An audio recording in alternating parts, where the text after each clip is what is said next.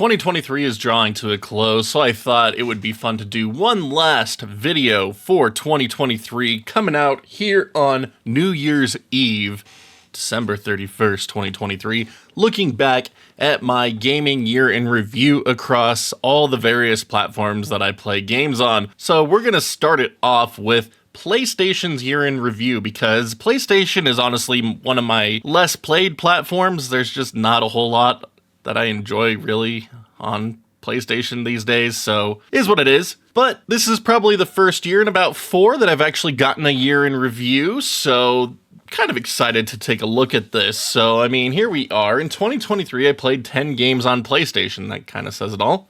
And my first game was Marvel's Spider-Man Remastered in February. So I did try to start a new playthrough of Spider-Man Remastered because I'd beaten the original. And I had Miles Morales Deluxe Edition, so I tried it out. Didn't make it very far in the playthrough, unfortunately, but whatever. Is what it is.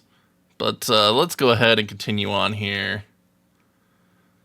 So, unsurprisingly, Miles Morales was my most played PlayStation game of 2023 because I just got the PS5 and played through it. Followed by Spider-Man Remastered, and apparently Spider-Man Remastered is on here twice. That's awesome. Okay. And then Astro's Playroom. That is probably my favorite PlayStation exclusive in the last 10 years. Not even joking. Like, this was a really fun little game. Not very long, mind you, only 5 hours. But yeah, so between 19, 17, 5, 4, 31. So about 50 hours in my top 5 PlayStation games. Alright, what's next? So Thrill Seeker. You spent 90% of your game time on the edge of your seat following your goal no matter the odds. Okay, whatever that means. Oh, here we go. Month by month. So no gameplay in January. February, we did Marvel Spider-Man Remastered for 17 hours. That has to be the original Spider-Man, because I didn't get the PS5 until March, and that's when I started playing Spider-Man Remastered, and it wasn't until after I beat Miles Morales, so that's very interesting. So yeah, 17, 14, 1. No more PlayStation game time through May, June, July, August, or September. And then I started my Marvel Spider-Man Remastered playthrough in October, November, and some in December. So yeah, that has to be the original version on PS4. Because that's what I was playing at the beginning of this year to prepare for Miles Morales. But yeah, that really sums up my my PlayStation gaming style these days. There's just not much that they release that I'm excited about. I'm happy that there's a lot of exclusives on the platform that people love. I'm just not one of them.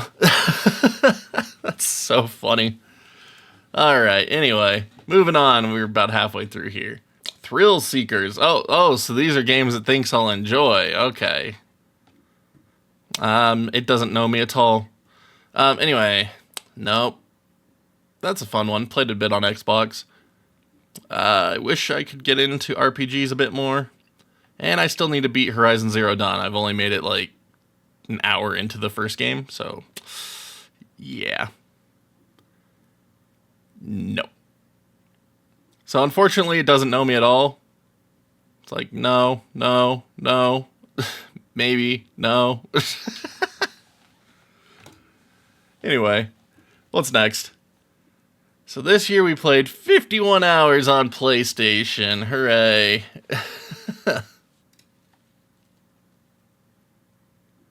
Yet somehow we managed to unlock 101 trophies. Not bad. Not bad.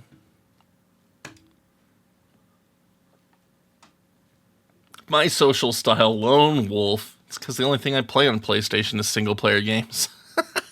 If I'm going to play multiplayer, it's going to be on PC or Xbox. I'm sorry, I hate PlayStation Network. That's hilarious. Well, there we go. There is PlayStation, a bunch of Spider-Man, and Astro's Playroom. Sounds just about right. Alright, time for Nintendo. This is the platform that I probably spend the next least amount of time with, even though I really do like my Switch. But, so many games, so little time. But anyway, My first game of 2023 was Ultimate Chicken Horse. I don't think I've ever actually played this game. I think this was purely my kids. All right, so 26 total games, totaling in 206 hours. So, yeah, that's, let's see here. I didn't play Mario Deluxe this year. That was my daughter. Paw Patrol was my boy. Spyro was my daughter. I didn't play Mario Kart 8. That was all my kids, too. Among Us was my kids. Smash Brothers was my kids. Played a bit of Breath of the Wild. And then, of course, Tears of the Kingdom. Fall Guys was my kids. I think most of my Switch end-of-year review was all my kids. Oh, man, this is good. All right, so Minecraft for 68 hours. I think I've put about 12 in on that. The rest of it was my kids. Tears of the Kingdom, 64 hours, beat the main story. That was more time than I really wanted to spend on that game. Really love the story, but just didn't really care for the gameplay as much. And then Ultimate Chicken Horse for 23 hours. Those are neither one of those, like neither one of these Minecraft or Ultimate Chicken Horse are actually me. That's all my kids. It's so great. But yeah, 68 hours played. Most played month July. Followed by Zelda. First started on launch day. And Ultimate Chicken Horse. Oh, that's good stuff. Alright, so gaming trends, action, adventure, simulation, party, shooting, classic games. Alright, that's actually a pretty good breakdown, even though it was mostly my kids that played. I am definitely more action-adventure oriented and shooter oriented than most other genres. Pretty curious that there's no RPGs on my Switch at all, though. Like, I usually play 1 or 2 on occasion. I feel bad. I really do like the genre of RPG, but I just can't get into most of them. Most played month, June, 45 hours played. Wait, hold on, we got some... Do we have some scrolling ones up here? No, okay. All right. Monthly playtime. Where's December? Come on. Alright, there we go. Metroid Prime Remastered. Heck yeah. Still need to finish it, but I love that game. Alright, and then of course Zelda takes up like the next 2 months. Minecraft, Ultimate Chicken Horse. And there we go, Super Mario Bros. Wonder. We finally just beat that about a week ago. Took a long time, but we finally beat it. And then started working on my Metroid Prime Remastered playthrough a bit more, so happy times. Favorite games in 2023. I'd have to go with Metroid Prime Remastered. This one right there. Yeah. Alright. And then we could download our stats. So, yeah, out of 206 total hours, I think about only 100 of those are actually me and the rest were my kids. That's too humorous. Alright, now to take a quick peek at my Steam year in review for 2023. I started getting back into PC gaming a bit more in the later half of this year, thanks to the ROG Ally and Steam Deck, and just having a better PC setup in my main room. So, 18 games played across Steam, 5 new games. 727 achievements unlocked. That's kind of cheating. That was all from Master Chief Collection and got it on a Steam sale, so it just links to your Xbox account and unlocked all the achievements for that, and I have all but 2. 12% with keyboard mouse, 88% with controller. Heck yes, controller for life. And then most played games. Apex Legends. Yes, I'm a very big Apex Legends player. Armored Core 6 Fires a Rubicon, really enjoy this game. And then Command & Conquer Remastered Collection. Being able to play this on the go has been just so freaking fun. But yeah, let's see here. How you compare. Stack your year against the rest of the Steam community. 727 achievements. Steam median 16. That's actually surprisingly low, but considering how many people are on Steam, I guess not really. So we are well above average here.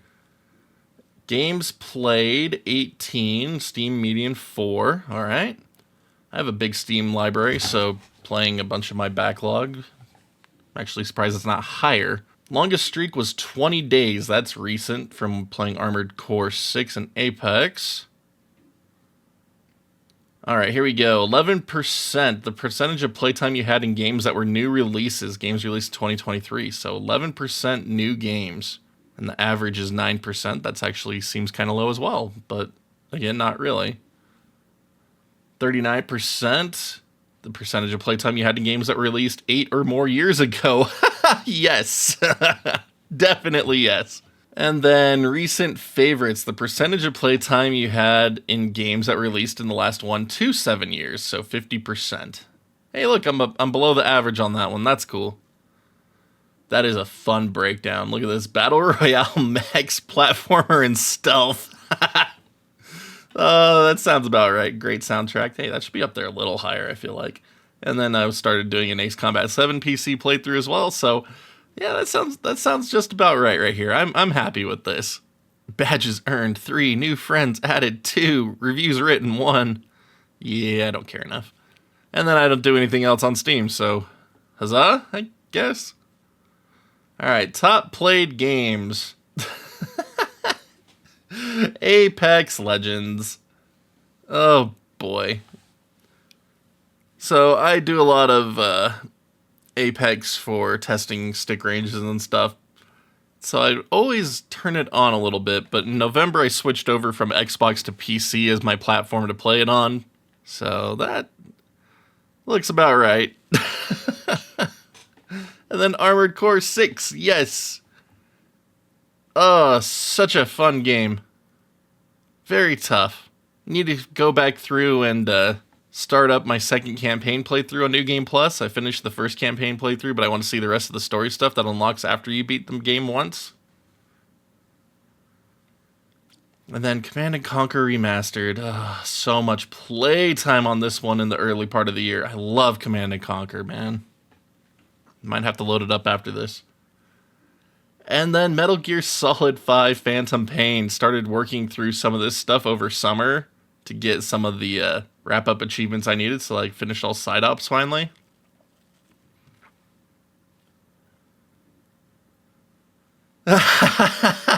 Portal 2. Yes, did a co-op playthrough with a friend in October.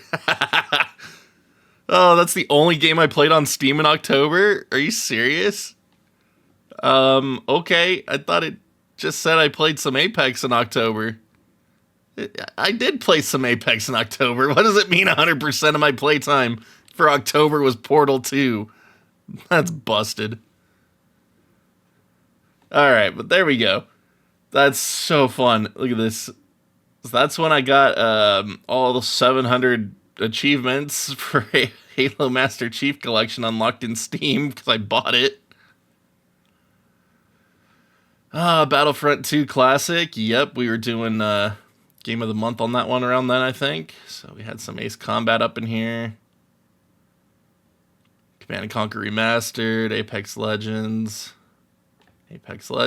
Metal Gear Solid, Mega Man X Collection, more Halo.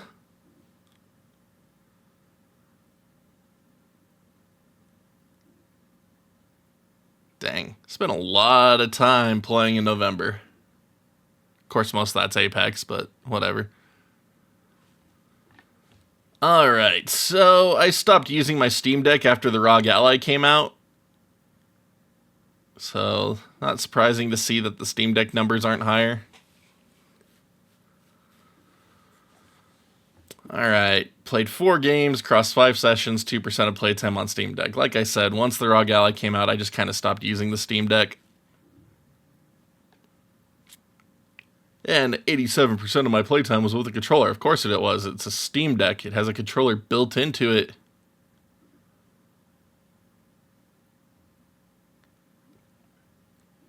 Alright, and then there are all of the games that I played this year on Steam. So that's cool. So at least we got some Final Fantasy up on this one this time. It's a solid list. Those are fun games, man. Alright, time for Xbox. Xbox remains one of my most dominant platforms of playing games on, since I have a nice multiplayer-focused gameplay approach most of the time. But 2023 year in review. Total playtime 1,045 hours. Oh, man. Compared to the 250-ish combined between Switch and PlayStation, where most of it wasn't even me. Oh, man. Anyway, 80 total games played. That's more than I expected to see. Only 6,000 gamer score, though. I used to be such an achievement hunter. Up until I started my YouTube channel, actually. 321 total achievements. 46,000 rewards points. Man, that's paying for Game Pass right there. Top played month, January. And again, my wonderful category breakdown of shooter, action, adventure. Hey, look, we got some role-playing on here this time. Fighting and other. Alrighty then. And games that I've played. Interesting. Top 5% of players for hours played, top 5% of players for gamer score, and top 5%ers of players and achievements unlocked. That's humorous. Oh boy, so number one game, Apex Legends with 564 hours. That's such a casual now. Oh man, I really like this game, but unfortunately, I've been getting a lot of connectivity issues playing it on Xbox. That's why I switched over to PC, and things have been going a lot smoother over there. But yeah, I mean, I've dedicated a lot of time to this game on Xbox since it released in 2019. Top 5% of players who play this game. All right, Diablo 4 is my number 2 played game. That's actually a little bit surprising.